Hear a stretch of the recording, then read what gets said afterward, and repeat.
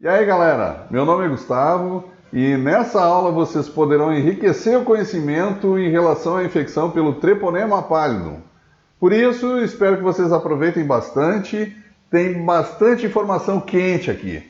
Esse é mais um vídeo do canal Projeto Análises Clínicas e é importante que vocês se inscrevam no canal, deixem um like, ativem o sininho para mais notificações e façam seus comentários.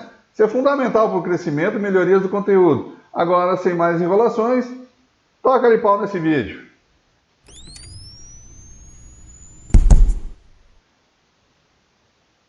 Para variar um pouco, eu vou iniciar por uns dados históricos. Em 1495, essa doença chamou a atenção pública pela primeira vez durante o cerco que os franceses fizeram na cidade de Nápoles, com o exército do rei Carlos VIII, que reivindicava esse território. Seu exército, composto basicamente por cerca de 12 mil homens, eles eram basicamente mercenários de várias nações e entraram em Roma acompanhado por uma legião de prostitutas a ponto de essa invasão ter sido conhecida como a Guerra da Fornicação. Foi o ponto de vista da história onde a sífilis começou a ser documentada. E isso foi através de relatos de dois médicos venezianos, Marcellus Cumano e Alexandre Benedetto. E o primeiro, o Marcellus, ele relatou aspectos da doença que foram observados em soldados, né? Tinham lesões que pareciam grãos de milho na glande, no prepúcio desses indivíduos, com pústulas em todo o corpo, seguidas por dores terríveis em braços e pernas. E o Benedetto colocou ainda que isso seria uma moléstia mais repugnante que a lepra e a elefantíase.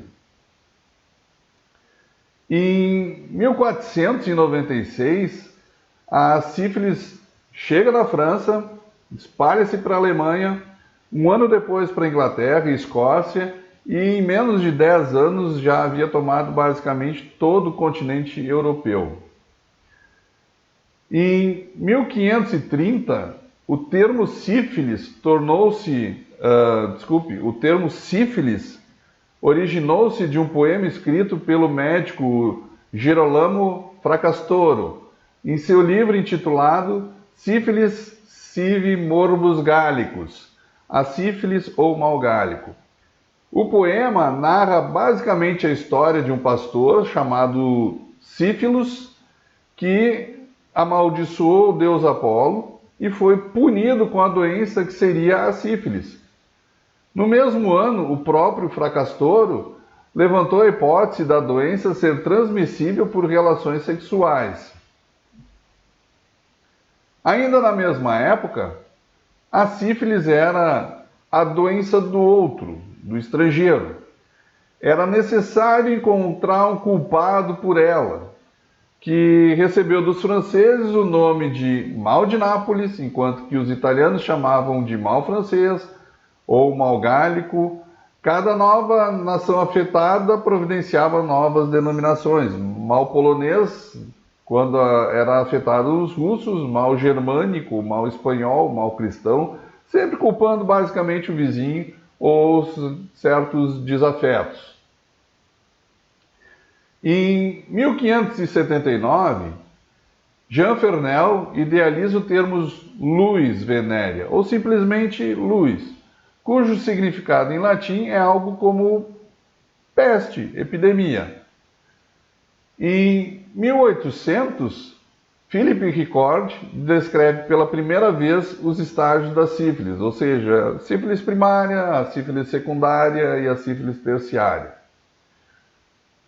Em 1905, o zoologista Fritz Chaldin e o dermatologista Paul Hoffmann, examinando uma amostra de pápula coletada na genitália de uma mulher com sífilis, observaram um micro-organismo espiralado, fino, que girava em torno do próprio corpo, no sentido do comprimento, e movia-se de frente para trás.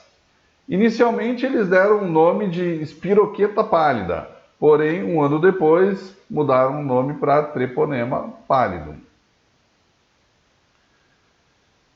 Bom, embora eu tenha recém citado algo sobre o treponema, né, vamos ver um pouco mais detalhadamente, né? Como eu já havia dito, o treponema pálido foi descoberto por Schodin e Hoffmann e é um micro-organismo espiralado, fino, que gira em torno do próprio corpo, no sentido do comprimento e se move da frente para trás, o que facilita a penetração no tecido do hospedeiro. A motilidade, a capacidade de adesão às células, a quimiotaxia contribuem também para a virulência desse patógeno, resultando em sua extrema capacidade de invasão, uma rápida fixação em superfícies celulares e penetração nas junções endoteliais. Possui uma baixa resistência ao meio ambiente, onde ocorre rápido ressecamento. O treponema pálido pode sobreviver até 10 horas em superfícies úmidas e é muito sensível à ação de sabão ou outros tipos de desinfetantes. Ele possui dimensões de largura e comprimento abaixo da resolução da microscopia de campo claro. Por isso é difícil a visualização dele. Ele tem cerca de 8 micrômetros de comprimento e 10 a 15 espiras. Devido a isso, o método de campo escuro ou a coloração ou a imunofluorescência são métodos mais adequados para a visualização do patógeno.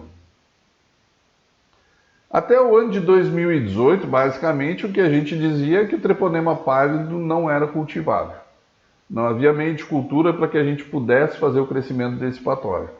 Porém, em 2018, foi divulgado um estudo demonstrando o cultivo in vitro sustentado do treponema pálido por mais de 6 meses, observando-se mantida a viabilidade, a mobilidade e a efetividade. Agora vamos falar um pouco sobre as formas de transmissão. A sífilis é transmitida predominantemente pelo contato sexual. É o contágio maior nas formas iniciais da infecção, sendo reduzido gradativamente à medida que a progressão da doença ocorre. Outra coisa que a gente pode dizer em relação à transmissão é que não existe uma profilaxia, não existe uma vacina contra a sífilis. E a infecção pela bactéria causadora não nos confere imunidade protetora. Isso significa que as pessoas podem ser infectadas tantas vezes quantas forem expostas ao treponema pálido.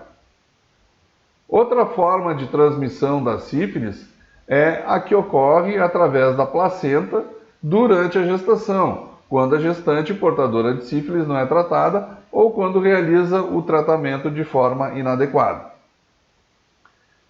A transmissão pelo contato do recém-nascido com lesões genitais no momento do parto também pode acontecer, porém é um pouco menos frequente.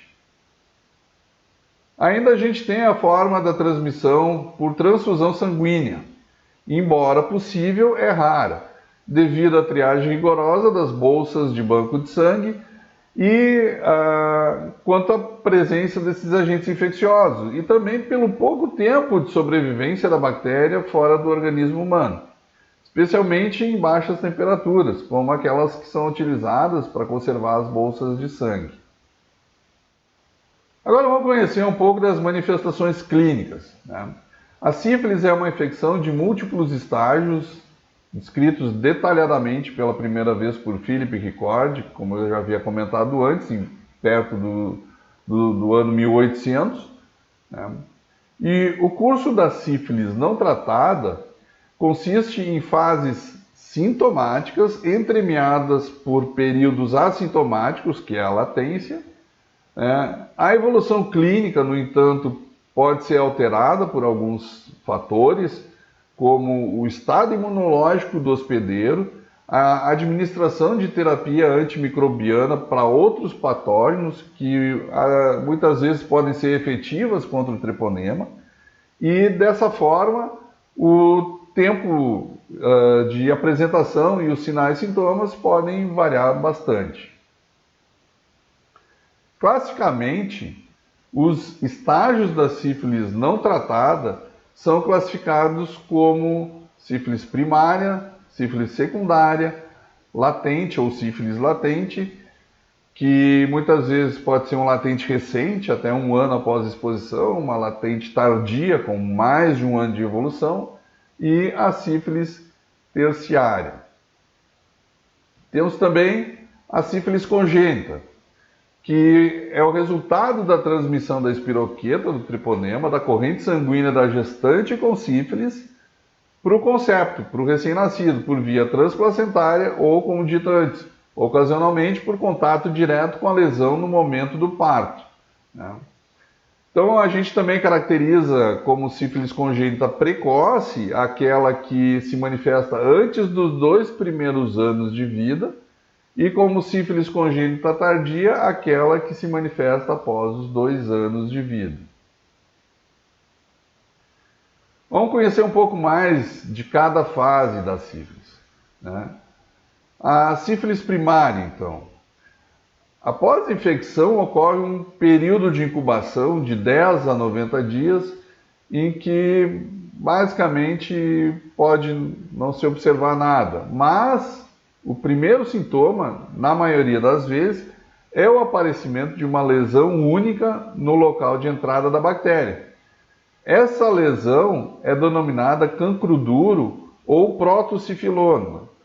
O protocifiloma, ele é indolor, tem uma base levemente elevada, endurecida, e no seu interior uma secreção serosa com muitos treponemas, ou seja, altamente contagiante. A lesão primária, ela se cura espontaneamente, num período aproximado de 2 semanas, né?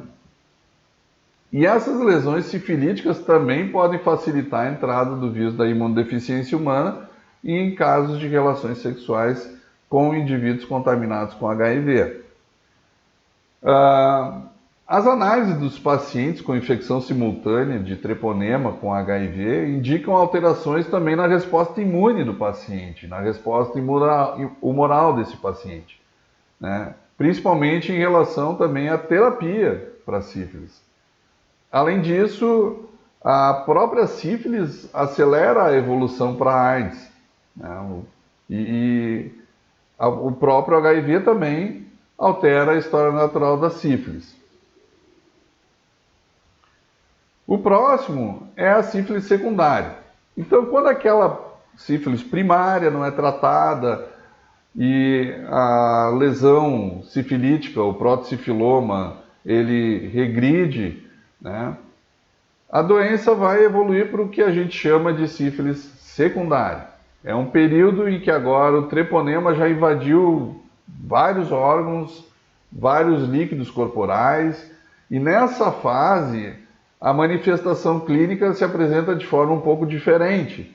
Pode até reaparecer a lesão cancroide, mas na maioria das vezes o que a gente vai ter é um exantema cutâneo rico em treponemas.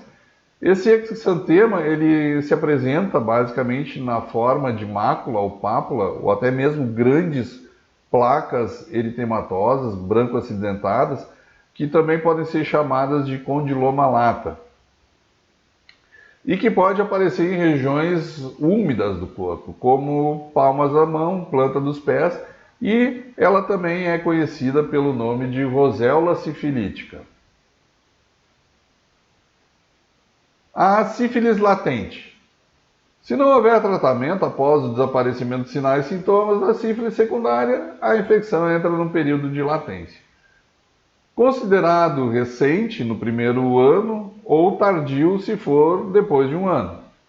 A sífilis no estágio de latência basicamente não apresenta qualquer manifestação clínica.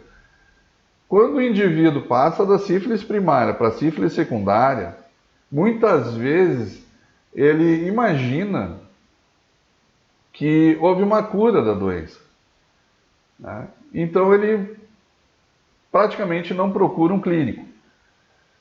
A sífilis secundária, por ter características diferentes, né, podendo até muitas vezes aparecer novamente o protocifiloma, mas tendo características de sinais e sintomas diferentes, quando ela aparece no paciente, ele muitas vezes pode pensar que é um outro tipo de infecção. E como ela também regride, como ela também desaparece, né, o indivíduo também pode pensar que teve mais uma vez sorte na vida e a doença desapareceu. E ela vai para um estágio de latência. Ou seja, quando o indivíduo vai para aquilo que a gente chama de sífilis terciária, que pode demorar às vezes 10 ou 20 anos ou mais até para se manifestar, e ela se manifesta muitas vezes de uma forma de inflamação com destruição de tecidos, principalmente os ossos, né? Em que a gente acaba tendo formação muitas vezes de um elemento chamado goma sifilítica, que são tumorações amolecidas vistas na pele e algumas membranas mucosas, e que pode acometer qualquer parte do organismo, né? O indivíduo não faz a associação de que isso ali é aquela doença inicial, né, que ele pegou através de uma relação sem proteção, uma relação sexual sem proteção. Então, as manifestações mais graves da sífilis seria basicamente a sífilis cardiovascular e a neurosífilis. Por fim, vamos falar um pouquinho da sífilis congênita, que trata-se então da infecção do feto em decorrência da passagem do treponema pela placenta, né? É mais grave quanto mais recente for a infecção materna, ou seja, quanto mais precoce no trimestre gestacional, mais grave, né, para o feto. Então, na gestação, a sífilis congênita basicamente se manifesta muitas vezes como um aborto, um nascimento prematuro ou um natimorto, né? A criança, ao nascer com sífilis congênita, pode apresentar lesões bolhosas, ricas em treponemas, também nas palmas da mão e planta dos pés, às vezes ao redor da boca e do ânus, e mesmo quando não se manifesta com essas características, a infecção congênita pode permanecer latente, vindo a se expressar durante a infância ou mesmo na vida adulta. Ou seja, a criança muitas vezes é capaz de ter o quadro de sífilis primária e secundária, caso ela venha a nascer, em útero, e desenvolver, talvez pelos seus 15 anos de vida, uma sífilis terciária. Tá? Então, a definição da sífilis congênita, ela deve ser feita pelo médico, o qual deve levar em consideração a comparação dos resultados dos testes não treponêmicos da mãe e da criança, e os resultados dos exames de imagem e dos sinais clínicos presentes na criança. Então, vamos ver alguns dados em relação ao diagnóstico laboratorial. Vamos começar essa discussão colocando a questão: quando surgiram os testes laboratoriais para sífilis? O primeiro método para o diagnóstico laboratorial foi a reação de fixação do complemento de Wassermann, Neisser e Brick, descrito em 1907, com a qual foi detectada a taxa de 80% de positividade em 94% das amostras estudadas. Ainda no ano de 1907, Michaelis descreveu uma nova reação baseada no fenômeno da floculação, utilizando os mesmos antígenos empregados na fixação do complemento. Uma série de reações surgiu com essa descoberta, a reação de Kahn, Klein, Meinecke. Tá? Em 1912, Lange descobriu a reação de ouro coloidal para o diagnóstico da neurosífilis. E em 1941, Pangborn isolou o componente ativo de natureza fosfolipídica, a cardiolipina, de extrato de coração bovino.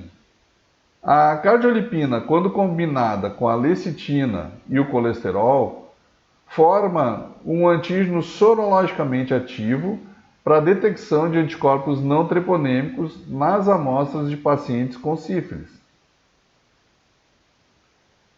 Logo a seguir, foram obtidos os preparados de antígenos cardiolipina, lecitina, colesterol quimicamente purificados, que, quando empregados nos testes de floculação, garantiram a reprodutibilidade dos testes obtidos.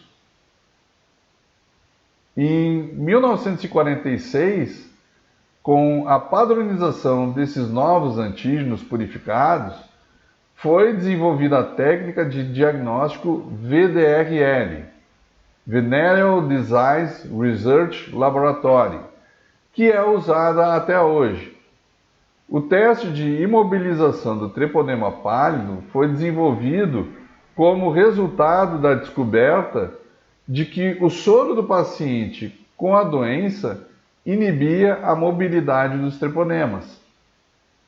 O teste de inibição ou imobilização do treponema pálido, então, foi o primeiro teste de detecção de anticorpos antitreponema. Em 1957, Deacon descreveu a reação FTA, anticorpo treponêmico fluorescente, baseado no princípio da imunofluorescência. Posteriormente, a reação foi modificada pelo teste FTA-200, diluição do soro 1:200, com o objetivo de eliminar reações falso-positivas. Entretanto, só em 1964 tornou-se uma reação mais específica, com o teste FTA-ABS, anticorpo treponêmico fluorescente adsorvido, descrito por Hunter, Deacon e Meyer. Já a técnica de hemaglutinação indireta ou passiva foi desenvolvida por Hatley e seu trabalho foi divulgado em 1965, numa publicação da Organização Mundial da Saúde. Mais tarde, a equipe de Tomizawa introduziu modificações na técnica para aumentar a sensibilidade e a especificidade da reação.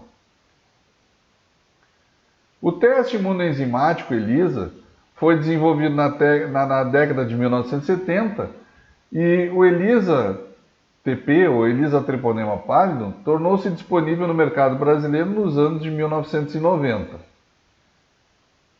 Por fim, no início da década de 2000, foram desenvolvidos os testes de quimiluminescência com antígenos recombinantes do treponema pálido. Na sífilis primária, o diagnóstico laboratorial então pode ser feito pela pesquisa direta do treponema pálido por microscopia de campo escuro, pela coroação de Fontana-Tribondeau, que utiliza sais de prata, e pela imunofluorescência direta. Os anticorpos começam a surgir na corrente sanguínea cerca de 7 a 10 dias após o surgimento do cancro duro. Por isso, nessa fase, os testes sorológicos podem ser não reagentes. O primeiro teste a se tornar reagente em torno de 10 dias após a evolução do cancro duro é o FTA-ABS, seguido de outros testes treponêmicos e não treponêmicos. Então, quanto mais precocemente a sífilis primária é tratada, maior será a possibilidade dos exames sorológicos tornarem-se não reagentes. Porém, mesmo após a cura, os testes treponêmicos permanecerão reagentes por toda a vida. Na sífilis secundária, todos os testes que detectam anticorpos são reagentes e os testes quantitativos tendem a apresentar títulos mais altos. Após o tratamento nessa fase, os testes treponêmicos permanecem reagentes por toda a vida do usuário, ao passo que os testes não treponêmicos podem ter comportamento variável. E em alguns indivíduos ficam não reagentes, em outros permanecem indefinidamente reagentes em títulos baixos, que normalmente a gente chama de cicatriz sorológica. A sífilis latente ou a latência, né? Nessa fase, todos os testes que detectam anticorpos permanecem reagentes. E observa-se uma diminuição dos títulos nos testes quantitativos. Para diferenciar essa fase da infecção primária, deve-se pesquisar no líquor a presença de anticorpos, utilizando o método do VDRL. Evidencia-se sífilis latente quando o VDRL é reagente no líquor, acompanhado de baixos títulos no soro. Na sífilis terciária, os testes que detectam anticorpos habitualmente são reagentes e os títulos dos testes não treponêmicos podem ser um pouco mais baixos. Porém, podem ocorrer resultados não reagentes. Em usuários que apresentam sintomas neurais, o exame do líquor é indicado. Porém, nenhum teste isoladamente é seguro para o diagnóstico de neurosífilis. Recomenda-se que o diagnóstico seja feito pela combinação entre a reatividade do teste e o aumento de células e proteínas no líquor. Para a testagem do líquor, o VDRL ele é um teste que tem alta especificidade e apesar de baixa sensibilidade, mas é o teste mais recomendado. E se vocês acharam que eu não ia falar de dados epidemiológicos, enganaram-se completamente. Desta vez, vamos finalizar com os dados epidemiológicos. Entre os anos de 2010 e 2020 no Brasil, foram observados picos na taxa de incidência, e o pico maior foi no ano de 2018, com basicamente 9 casos por 100 mil nascidos vivos, 21,8 casos em 100 mil gestantes e 76,4 casos de sífilis adquirida por 100 mil habitantes. No mesmo período, observou-se um incremento na taxa de detecção para todas as faixas etárias, sendo que os indivíduos entre 20 e 29 anos foram os que mais adquiriram sífilis. Gente, não se esqueçam de se inscrever no canal, deixem aquele like bacanérrimo para encher o meu coração de alegria. Fiquem com Deus, permaneçam bem, permaneçam seguros e até o próximo vídeo.